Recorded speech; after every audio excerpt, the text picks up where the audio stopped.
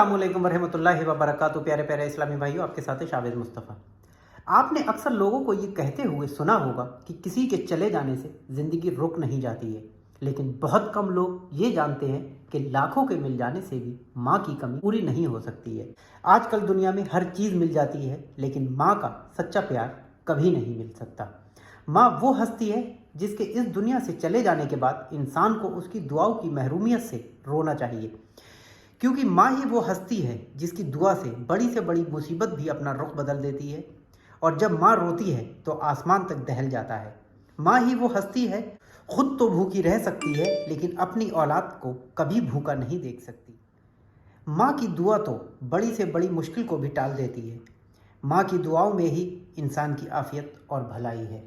और माँ के मर्तबे के लिए नबी अकरम हुजूर सल्लल्लाहु अलैहि वसल्लम की हदीस का मफ़हूम है सही मुस्लिम 6181 कि एक शख्स नबी अकरम हुजूर सल्लल्लाहु अलैहि वसल्लम की बारगाह में हाजिर होता है और पूछता है कि ए अल्लाह के रसूल, मेरे ऊपर सबसे ज़्यादा हक़ किसका है? तो नबी करीम हुजूर सल्लल्लाहु अलैहि वसल्लम कहते हैं तुम्हारी माँ का। उसके बाद फिर कहते हैं तुम्हारी माँ का। तीसरी बार फिर पूछता है, उसके बाद तुम्हारी माँ का।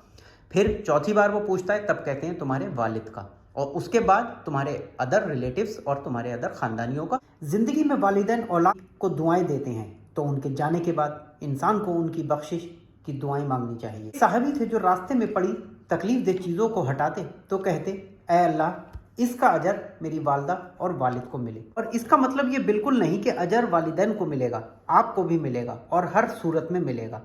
और अगर उनकी जानिब से नियत कर लेंगे तो आप पर अल्लाह ताला की और ज़्यादा नेमतें होंगी।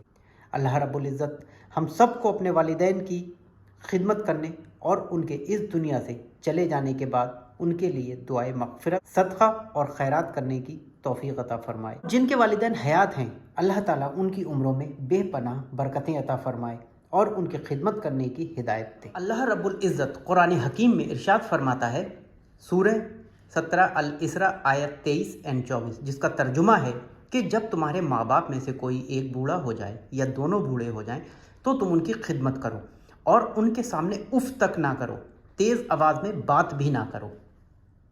अब इन कलिमात के साथ मुझे इजाज़त दीजिए कि अल्लाह ताला हम सब पर अपनी रहमतों का साया बनाए रखे। हर मोमिन को अपने माँ बाप की खिदमत करने की तौफ़ीक़ अता फ़रमाए, और जो दुनिया से रुखसत हो गए हैं उनके लिए दुआए मग़फ़िरत और उनके हक़ में सदक़ा और खैरात करने की तौफ़ीक़ दे। अपना बहुत ख्याल रखिएगा। अल्लाह हाफ़िज़। लाइक तो कर दे प्लीज।